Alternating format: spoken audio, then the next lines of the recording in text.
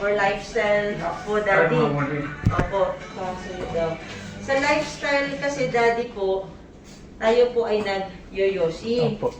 Di ba po? So, ano po ang epekto sa matagal na pag-yoyosi? Siyempre po, na aapektuhan ang baga. So, kung may 30 years na po kayong nag-yosi, bago kayo huminto, ngayon naman siguro hindi na kayo nag-yoyosi, kung may 30 years po tayo ng pag-yoyosi, siyempre po, every time po nag-yoyosi tayo, merong may nagaganap na damage po yan sa baga. So, kumbaga ang kasabihan po parang naniningil na po siya ngayon. Parang ganun po. So, ano pong tawag doon sa paniningil na yan? Ang tawag po dyan ay emphysema. Di ba po? Dahil po tayo po ay nanigarilyo, dati, although huminto naman na po ngayon, na tinatawag po tayong emphysema. That's one. Ano po ang sintomas ng tinatawag na emphysema? Una sa lahat, hingal. Number 2, ubo. Number 3, plema. Parang malalang hika po siya. Kasi kung yung napapanood nyo sa pelikula, yung mga hika, kumbaga mas malalang hika siya. Para madali nyo lang po maintindihan kung ano yung tinatawag na emphysema or COPD. Parang asthma or hika na ginawa mo mas malala. Bakit? Kasi ang asthma, paminsan po walang symptoms. Kasi ang asthma, parang allergy lang yan Pag may ulan na matindi, mainit, mausok, maalikabok, mabaho, atakihin. Pero pag malinis, walang init, walang lamig, normal po ang asthmatic. Ang emphysema po, tuloy-tuloy. Tuloy-tuloy ang hingal, tuloy-tuloy ang ubo, tuloy-tuloy ang plema. Meron lang pong araw na mas hingal at merong mga araw na mas kaunti ang hingal. Pero kadalasan po, hindi po nagsisiro. Parang ganun po siya. So, ano po ang mga kailangan gawin? Mag-inhaler po, mag-nebulizer, parang ganun po. Kasi, para lumuwag po yung paghinga at mabawasan. Tapos, ang problema po, number 2, di ba yung bukol? Saan po ba galing yung bukol? Doon pa rin po sa paninigarilyo dati.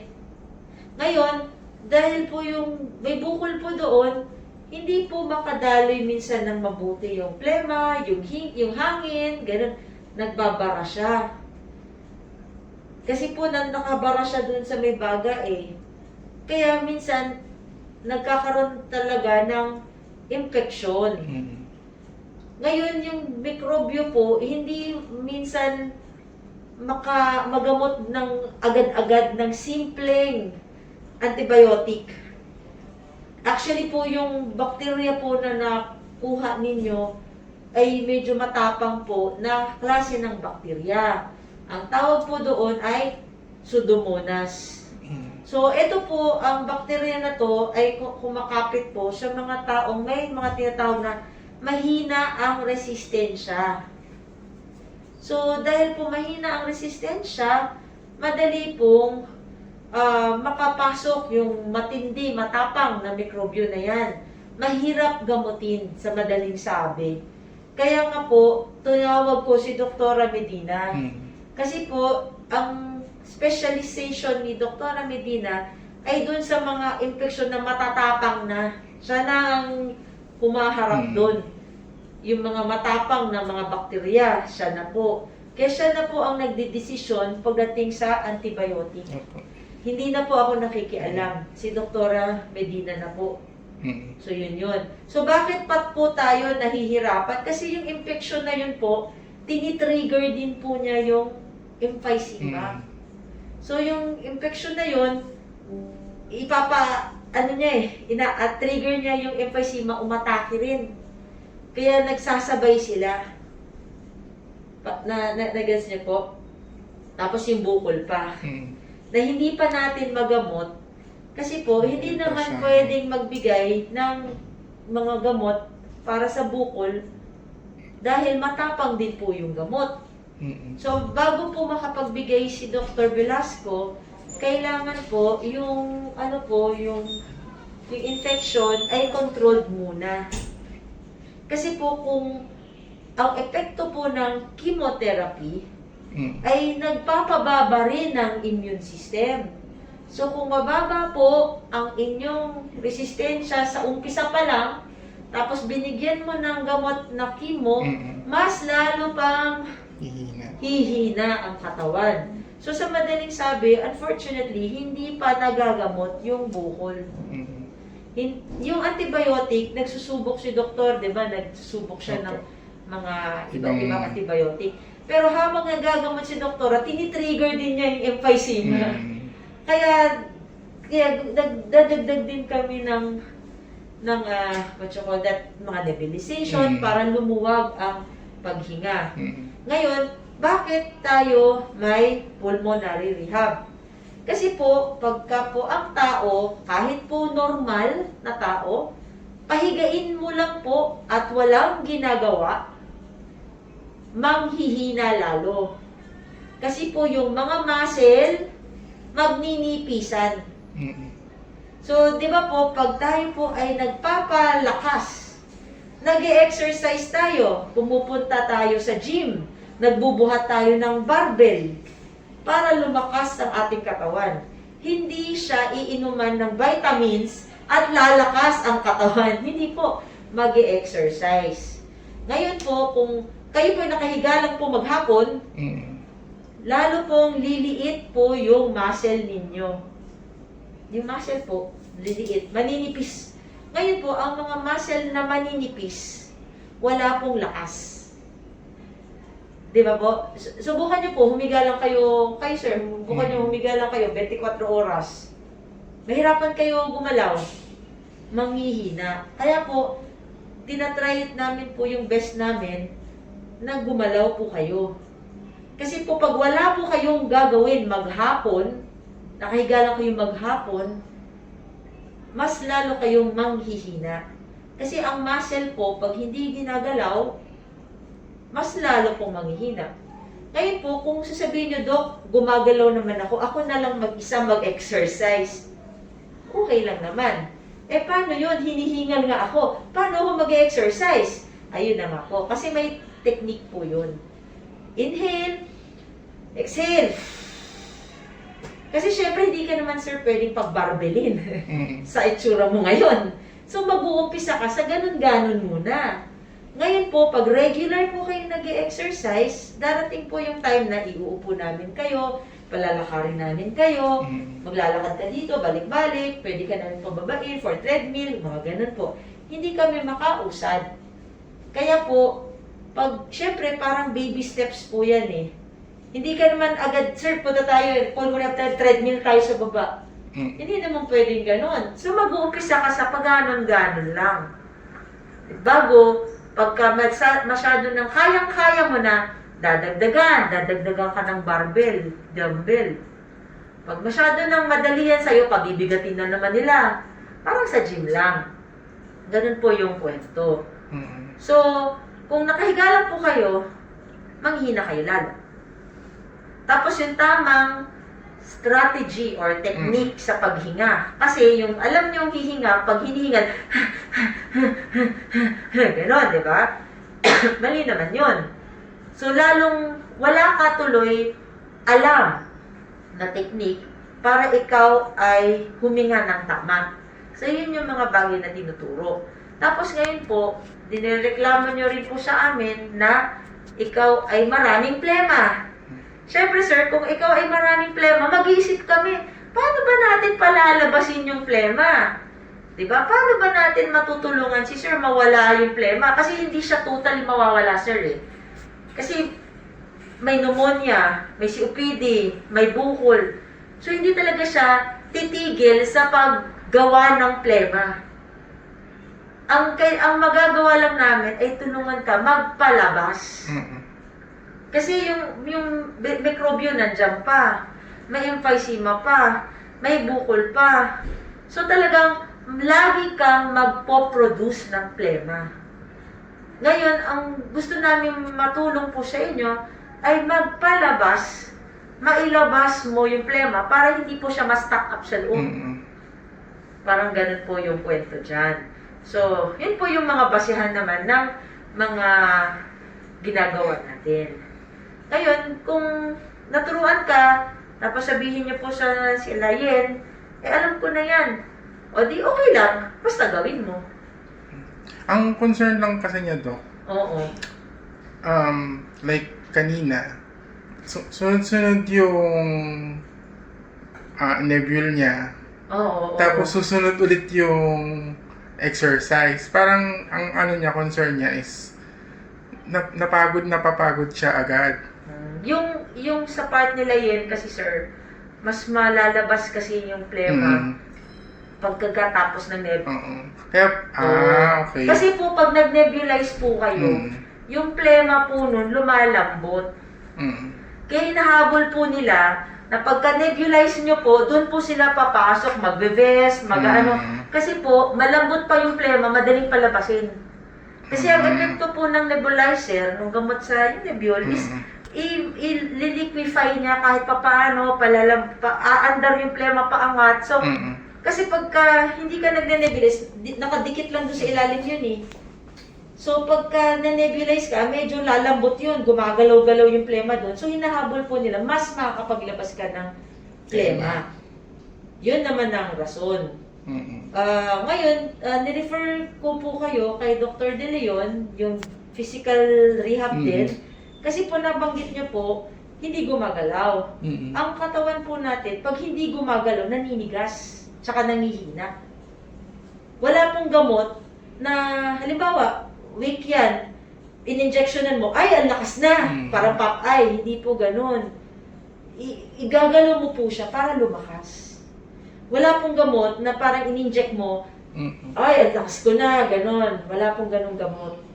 Para po lumakas, ang katawan, gagalaw. Uupo, pwede naman po yun, uupo, swing-swing ka ng legs, okay lang. Pero kung sa buong 24 oras, 3 beses mo lang gagawin yan, eh wala rin naman po tayong ma-accomplish. Kung kayo po mag-isa, tapos gumaganyan-ganyan kayo, okay yun. Pero kung nakahiga lang talaga kayo, wala kayong ginagawa, wala din po talaga mangyayari. Yung kay Doc De Leon naman, ang pagkakaintindi ko po kasi, ultrasound siya. So, ang pagkakaintindi ko ng ultrasound, yung may image. So, Ay, parang i-x-ray siya. Hindi po ganun. So, parang ang thinking namin is, i-check muna siya doon kung ano naging cause kung bakit Hindi po, hindi gumagalaw. modality po siya. It's, yung may ultrasound po, not image, yes, that's true. Pero yung kay Dr. De Leon po, ultrasound as a treatment. Ginaganon-ganon po yun para mawala yung pain. Ginaganon-ganon po yun para magbuhay ang dugo. Hindi po siya parang x-ray. Okay. Hindi po siya image. That in itself is already treatment. Wala pong image dun. So usually po, para ma-relax yung muscle, mabawasan yung pain, yan po yun. Ayun. Siya po kasi madalas nagko-complain na, yun nga, parang as in dire-diretso, bigla siya, pagod na siya. Parang pagod na agad siya. So, parang ang ano lang niya is parang hindi pa pwedeng like, parang may certain hours lang na ganito gagawin na lahat, tapos after na mahaba ulit pahinga niya, tapos Ay, mahirap po yung gagawin na lahat sa isang sitting. Mas mapapagod po siya, kaya hindi-distribute namin. parang hindi, ang concern niya hindi siya nakakatulog kasi nga may magne-nebule, gigising ulit siya. Kasi po dinamihan yun kasi nakatake po kayo kahapon. Pero syempre po, kung gumanda na po yung paghinga niyo, babawasan naman. Kasi kahapon po, di ba, parang humuhuni yung dibdib niyo, nahirapan kayong huminga, di ba? So natural po, hahabulin namin na lumuwag yung paghinga niyo. Pero kung lumuwag naman na po yung paghinga niyo, edi magbabawas naman po kami ng nebulization. Ganun naman po siya. So, Nasa sa inyo po yun. Kasi syempre po, sa bawat nirereklamo niyo po sa amin, nagbibigay kami ng solusyon. Parang ganon. Halimbawa, may plema ka. Hindi po kasi sapat yung bibigyan lang kita ng pampalabnaw ng plema. Hindi po sapat yun. Kailangan po matuto ka rin maglabas. Kaya mong iubo ng tama. Hindi ganon. May tamang pag-ubo. Sinong alam niyo po ba, pag sinabi ko tamang pag-ubo, alam niyo na yun. Siyempre po, hindi. So, kailangan po, merong mag-guide sa'yo, magtuturo sa'yo. Ngayon, pag sinabi ko, sir, ganito gawin mo ha, hinga ka malalalim, inhale, exhale, inhale. Tapos, ikatlong inhale, ha! O, alam mo na sir ha? Hindi rin, di ba? Siyempre, hindi mo rin alam. Hindi mo naman, kahit naman ako, siguro sa salita mo lang sa akin, hindi ko naman maintindihan. Kailangan may magde-demonstrate, kailangan mag-guide, may mag-coach. Yun po yung trabaho nung sila. Kasi hindi mo na, kailangan kasi may tamang technique sa pagpapalabas ng plema. May technique na po yan. Hindi yung, ang ina-expect nyo kasi siguro sa amin, bibigyan kayo namin ng gamot, tapos mawawala na yung plema. Hindi po siya, unfortunately, ganun. Kailangan malabas mo talaga siya. Kasi ang mucolytic, ang trabaho niya po, palalabnawin lang niya yung plema. Pero not necessarily, lalabas siyang kusa. Ikaw po yung magpapalabas. Ngayon po, may dapat tama kang strategiya para mailabas. So, ang magpo-coach po niyan sa'yo, sila Yen.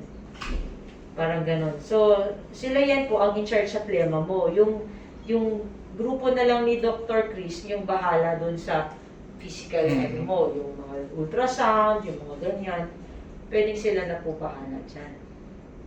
Kasi po, pag nakaganyan lang po kayo palagi, talagang manghihina talaga yung arms. Siguro, anong relasyon nun sa swero? Siguro, dahil may swero nga, ayaw mo galawin. Kasi baka, syempre po, natatakot ka matanggal. Diba? Normally, it's a common thing. Dahil may swero ka, ayaw mo masyadong galawin yung kamay mo na may swero. Bakit? Kasi syempre, natakot ka ba mahuhugot. Tapos pag nahuhugot, kakabitan ka na naman ng bago. Syempre, masakit. Ngayon, pag hindi naman masyadong nagagalaw, yun yung sinasabi mo, hindi na niya magalaw. Kasi ang muscles po, if you do not use it, you will lose it. Kaya kailangan po kahit papaano, meron po kayong activity. Yan mo yung kwento nun. Malinaw po ba, sir? May question po ba kayo? Medyo, naintindihan niyo po? Actually, sir, marami po tayong ginagamot sa inyo. Kaya medyo, syempre po, yung dito kasi doktoran. Hindi ko may dalaw. yun na nga. Orang-orang persa. Ayun na nga, sir. Kaya po namin tinawag si Dr. De Leon. At yung ultrasound na sinasabi, hindi po yung ultrasound, maraming tubig, walang tubig. Hindi po ganun. Ginaganon-ganon po yun sa kamay. Hindi po to get the itsura, hindi po. Yung sound waves po ang naggagamot sa kanya. Kung baga tawag nyo, treatment po siya, hindi diagnostic. Ginaganon-ganon po yan. Pag may muscle tension, may muscle weakness, ginaganon-ganon po nila yun. Ultrasound treatment.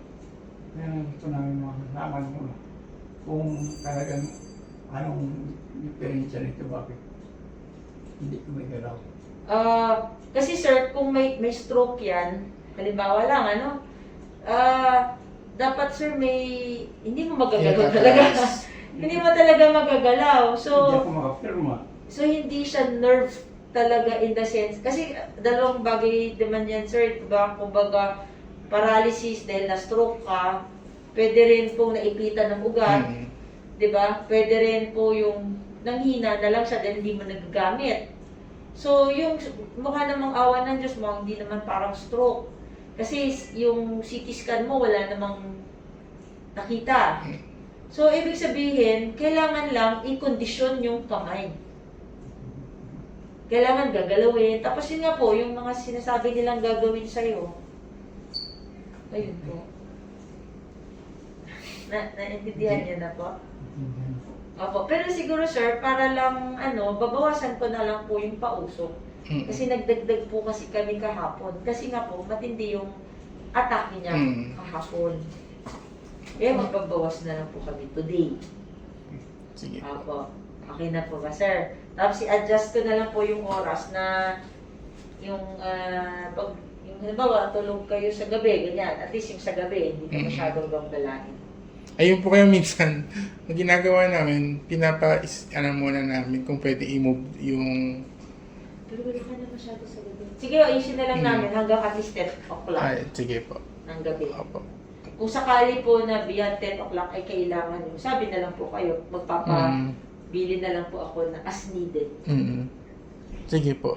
Sige po, sir. Salamat po. Sige po.